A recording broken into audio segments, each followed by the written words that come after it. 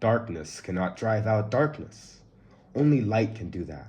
Well, you grew up playing basketball and piano. Your dad spoke the white god's message to pacify us. When you ask for something, them whites are in a position of power. We should not be grateful of equality. We should fight for our own rights. What led to this all through time is the notion that we are different.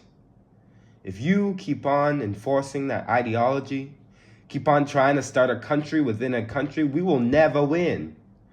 We built this nation up, although involuntarily. We deserve a voice in it. The whites are not the enemies. They are on our side. We just need to fight in unity rather than divide. Tell that to my dad, who got run over by a streetcar driver, or my childhood home, which definitely did get lit up. Like, get it? They're changing the law because of our lobbying. We are not non-active. We fight just like you, but we must set an example and we must end the hate. We will fight with our words, and you should too. There can be no black-white unity until there is first some black unity. You see where I lived, in the prisons, in the slums. Violence is a fact. Violence is put on us by the government. Violence is enforced on us by the police. How are you going to just call them to be on your side when they've always been on the other side? If we stood together, our mere numbers would have caused change. If we stood together, the whites would join us and we could truly be together. By othering, you are further pulling this country apart. You remember the Civil War? You don't want that again, right? Y'all marching on Washington and claiming your excellence in creating change are ignoring the efforts we put in. You think violence is glamorous? You think I want the image of us blacks to be violent?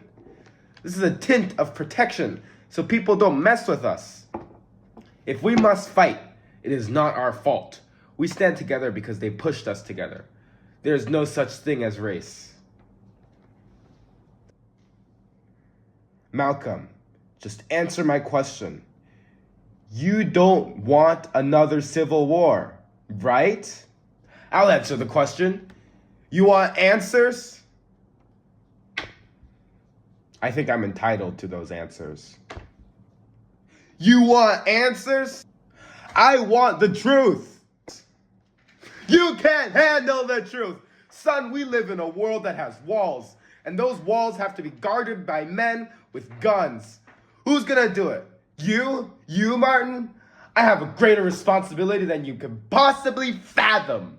You weep for racial tensions, and you curse the nation of Islam. You have the luxury of not knowing what I know. That our violent presentation, while tragic, probably saved lives. And my existence, while grotesque and incomprehensible to you, saves lives.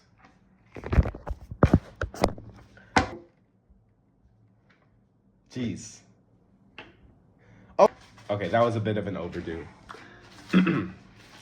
Also, about the white man's religion, Christianity was the only good thing that happened to us. Without it, we would not have had hope for a better future ahead. Without it, we could not have found common ground with the whites. Without it, the slave owners shan't believe in hell and would have treated us way worse. Without it, we would have no proof that we are people too. Christianity is the white man's religion. You use it to fight for equality, sure. But what about the slave drivers who enslaved us in the first place on the grounds of our lack of faith? What about the colonizers who stole land because they were not people living on this America?